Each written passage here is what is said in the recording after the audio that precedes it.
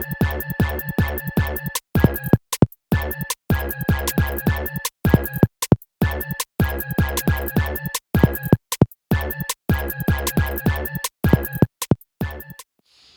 up, everybody? It's me, Cortez, with another episode of The Real Housewives of Atlanta. Okay, so last week we talked about the cookie lady, and this week we talked a little bit more about the cookie lady, but now we have Nene, who is finally back after 2 episodes. I'm glad Nene's back, but I will not say that she came back in her best way. I'll tell you why. Now, before we go into this week's information and details, if you haven't seen, the cookie lady has been drugged through the mud. I'm talking about they have raided her Instagram. People have been giving her low reviews on Yelp. People have even dug up her mugshot, revealing that she has charges from the past. This is a great example of when you do dirty and when you do wrong, wrong comes to you. And unfortunately, this girl, she could have just minded her business. She didn't have to do any of what she did. She came on this show. She thought she was making a come up for herself or her business. She's actually down. Like Cynthia and Kenya having a disagreement about the cookie lady situation. Okay, so I'm glad that these two are meeting. Their meeting, you know, I thought it was just a regular conversation, but it seems like Cynthia is upset about how her friend Kenya acted on the previous episode. If you didn't know, Kenya acted a plum fool last week. She overreacted. She went over the rail on Tanya, and she brought this cookie lady. Okay, great. In this episode, Cynthia in her confessionals talks about how she, you know, was not happy with Kenya. And, you know, they're talking and talking and talking. And apparently it's been a week since they've spoken. If you didn't remember, Cynthia did go to LA after the cookie lady meetup with the ladies. So she's back from LA. She meets with Kenya. And before they can get anywhere, Cynthia goes right into the fact that that Kenya acted out last week. Now, I could respect it a little more if Cynthia had said this last week, but she didn't. She was quiet as a mouse. She didn't say much of anything. So honestly, Cynthia, I get what you're trying to do. It's called damage control. Because now what's happened is Kenya has revealed to the people, to us, that Cynthia had her hands in the mess. Now, what I find hard to understand is, Cynthia, how can someone throw you under the bus if you didn't do anything? That doesn't make sense. You're guilty somewhere in this, and I understand that you want to say that Kenya is wrong. She is wrong. You should have said that at the table. You should have said that in front of Eva, in front of the cookie lady, and in front of Tanya. But you're not. So I can't really find any value in you saying it on camera or, you know, in your confessional. You know, even in this scene, Cynthia, you know, she was the one that was talking, and I applaud her for, you know, standing her ground in this situation. But Kenya didn't even really acknowledge the whole situation. She didn't really let Cynthia talk. So it's just another instance of, you know, Cynthia loves to put herself with people that walk over her and kind of talk over her. Like, Cynthia does a good job of talking, but she can never keep up with anybody such as Kenya, Nene. These are powerhouse women who like to talk, who can talk, and will overtalk you. And this scene, I don't feel like Cynthia really made it serious or made a big effort to let Kenya know how serious she was upset with her. Kenya laughed it out, brushed it off. They ate, right? In the after show, I don't know if you guys watched the after show, but you should. You can find them on YouTube or Bravo. But these after shows reveal a lot of tea that you actually wouldn't know until after the show or later on in the season. So one thing that was revealed in the after show was that Cynthia invited the cookie lady to Kenya, Baby Brooklyn's reveal party. If I was trying to blow this thing out of the water, I would have invited the cookie lady to come to my own event. But I didn't. Cynthia did. Now, this happened in the very first episode of the season. They're on episode 14. That's at least maybe 2 months later. How in the world, for two things, how in the world did Cynthia hold this information about the cookie lady and Tanya until this point? And why is Kenya just now using 2-month-old tea to get back at Tanya? These two are messy. And, you know, I've seen a lot of comments of people say, oh, you know, Nene is filming in this way so people can reveal who Kenya and Cynthia really are. I think there's some truth. I think it's shady. I think Cynthia and Kenya are really, you know, doing a lot of movement behind the scenes, and in this moment of episode 14, it's coming out. It sucks, that Kenya threw Cynthia under the bus for Cynthia's sake, because now, everyone's looking at her like, but as Nene has said, and I'm not saying it's true, but it does seem like Cynthia has a side to her that we're not seeing. And it's coming out. So if I was Cynthia, this reunion is going to be very interesting. I think that people are really going to be coming at her many ways, even Kenya, because these two, although on camera they're buddy, but behind the scenes in these confessionals, they're saying things that is going to have them slightly butting heads, but I'm sure they'll come together, for the sake of hating Nene and Portia and whatever. Then the two talk about Mike and his infidelities with his previous marriages.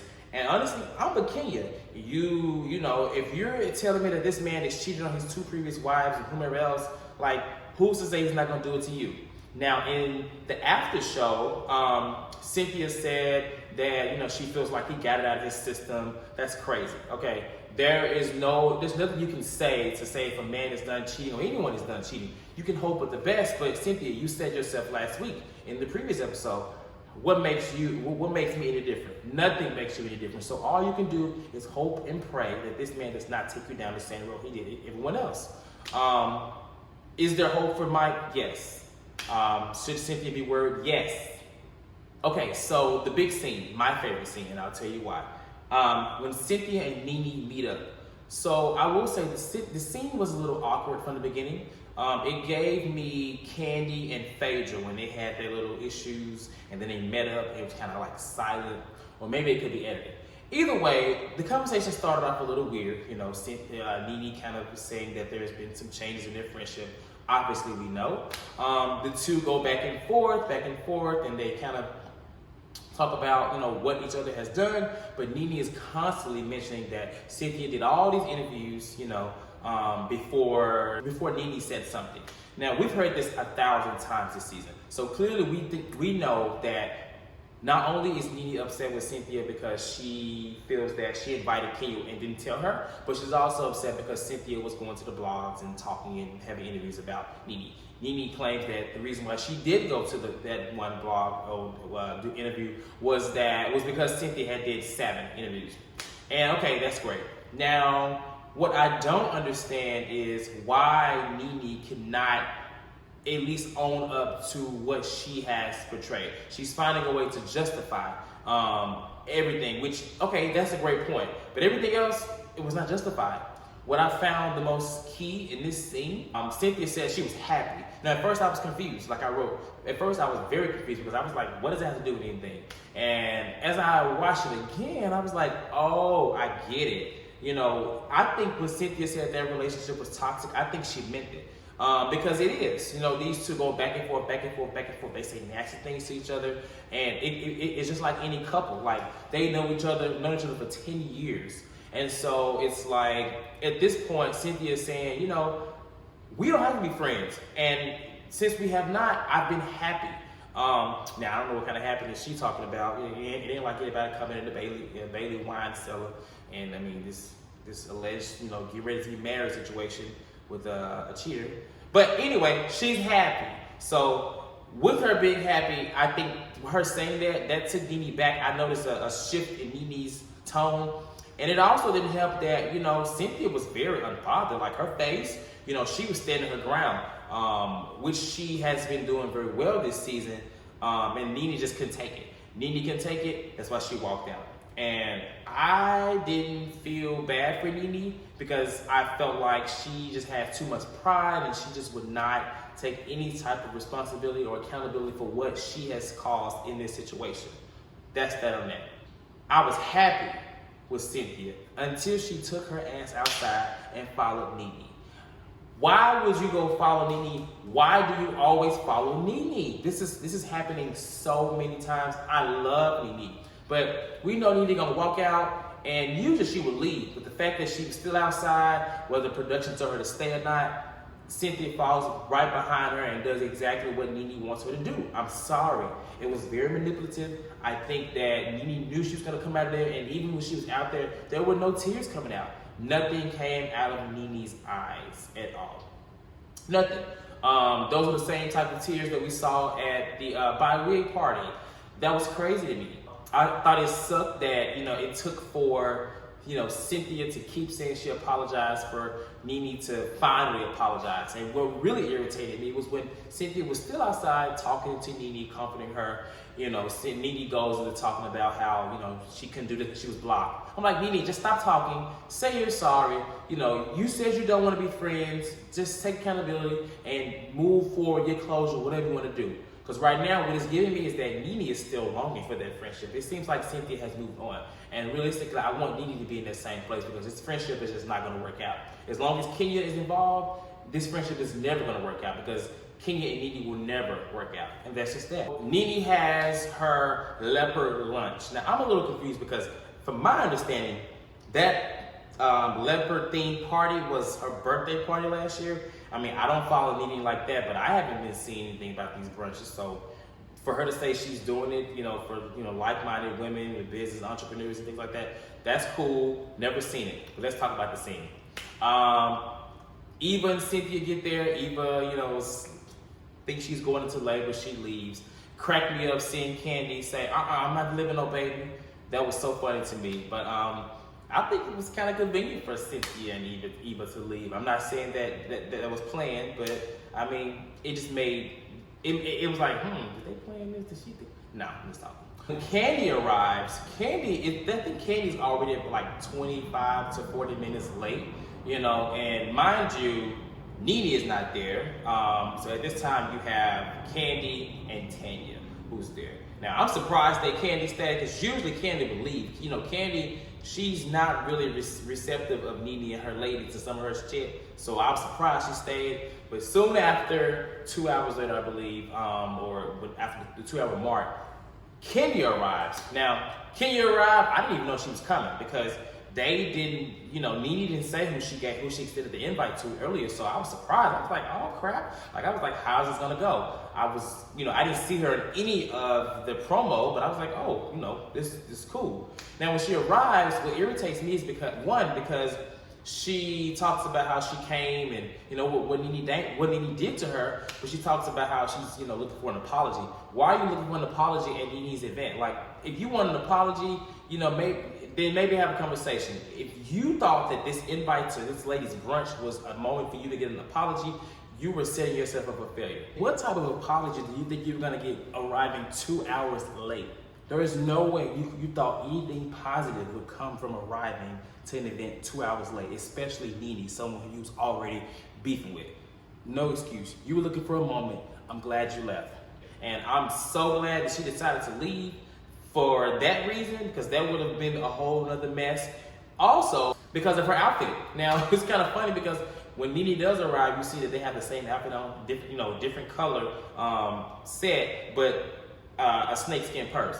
Oh my God, that would have been for good TV, but I'm so glad that, she left, and I think she also left because Cynthia wasn't there. Candy's her friend, but Tanya was there, and I didn't really like the way she, interacted with Tanya, but, Kenya, it is what it is.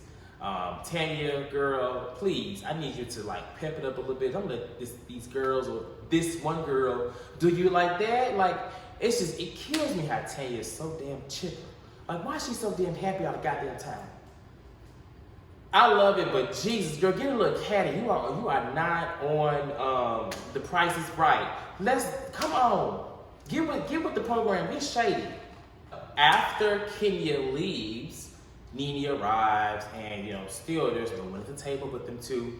They ask where the rest of the guests, and then all of a sudden from the attic, here comes all these random women who I have never seen. How could you arrive 2 hours late? You have talked about people arriving late for seasons and seasons and seasons. Clearly, being late is rude and disrespectful. I don't care. Welcome, Baldy. I like the blonde. No, bitch, you have been late. I've been late because of you. No, bitch, go sit over there. First of all, you're 2 hours late. You're lucky anyone was there outside of the girls you brought from the attic. Don't know who any of them are. The only person that I recognized was Monique with a Y. And that was it. And she honestly was the best looking friend, because I'm not saying the ladies look bad, but they look like regular ass extras. They didn't be found up the street to say, come have brunch with me. And that's what I got from the show. I thought it was funny how, you know, Candy was like, who are these girls? But realistically, Candy, I mean, they look like several Carmens and several of Jamies that Candy be hanging around with. So she had the nerve. Marlo arrives. They're all talking about Portia. Now, this is kind of interesting because watching this scene, I'm looking uncomfortable. I'm kind of uncomfortable myself because I'm like, who are these people? Like, I felt like we have seen many scenes, and of course, there's always people that we don't know in the scene. But this was like the table was. There were more unknown women than it was Peaches or half Peaches or friend of Peaches. I'm like, Nene, what are you doing? Where are your friends, Nene? You have a lot of friends in Hollywood, in Atlanta. Surely you can get some decent-looking women to come to this brunch. I'm not saying they look bad, but they just still look like they should be filming. They were not camera ready. They talk about Portia, I'm surprised they're talking about this so soon, and they're talking about it. It seems like Nene's a little offended. Portia arrives. Now, when Portia arrives, I'm like, oh, God, thank God. Tanya's like, the Lord. They're excited, right? Okay, so I'm thinking like they're going to just drop it. Well, in the midst of Candy kind of talking about Cynthia on the phone and what's the status of Eva, you still see Nene and Portia having a conversation. I really just wish Portia and Nene would have just let that go. More so Nene, because Nene was continuing the conversation. Like, okay, Portia's here, talk about it later. Like, this brunch is supposed to be a positive thing for like-minded women and all these things that Nene said. Nene, let it go, talk about it later. You're not in the best place with these women. So just take it. You ain't kissing nobody ass. Just take it and talk to them later. Period. As far as Portia and this invite, I think she was reaching. I don't think that Nene meant any type of shade behind it. It just happens that some of the girls have been lying. So that part was right. But for the most part, I don't think there was anything behind it. I'm glad that Portia came. I don't know why she brought Shamia. I'm so tired of seeing Shamia because Shamia is so tired to me. Like, what? She's just, I don't know what's going on with her, but I'm seeing Shamia every time she comes on any episode, it's just draining, honey. And I just don't want to see it. So I wouldn't say it was a bad episode, but it wasn't the best episode. I was kind of let down that Nene came back after missing 2 episodes, and I thought she was gonna come back and I was gonna have good scenes. But every time she was on the camera, she actually drained me for multiple reasons, except for the first scene. But the meeting with Cynthia, the table, the leopard lunch or whatever the brunch is, she drained me, and I'm just like, Nene, like, what are you doing? It's crazy. It's interesting that she talks about how she has been reaching out and extending these olive branches to these women. Lord, she found a new word. When she started saying olive branch, I was just like, Lord have mercy. But nonetheless, I'm glad she's back. I'm ready for what's to come. I need this season to hurry up, get to the reunion, because honestly, it seems like a lot of filler information and episodes, and I just feel like we just ready to get to the reunion at this point. These girls are fighting. The girls are fighting. Everybody's arguing. There's alliances being created. If you didn't know, Eva and Kenya are now friends because Kenya gave Eva a baby bed. That's crazy.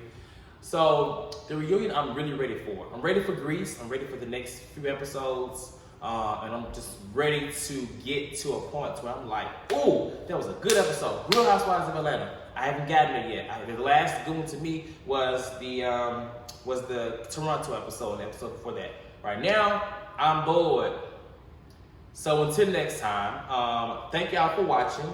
Thank y'all for leaning in. I'm about to lean out. I'm hot. Have a good night. Peace.